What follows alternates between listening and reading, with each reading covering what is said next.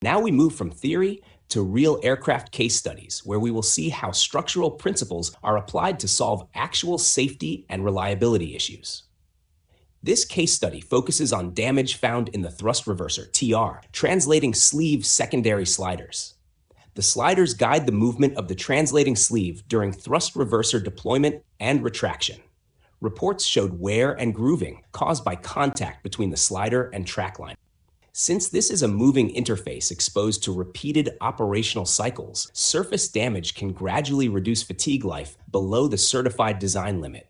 Although the issue originated in a system component, it directly affected structural durability.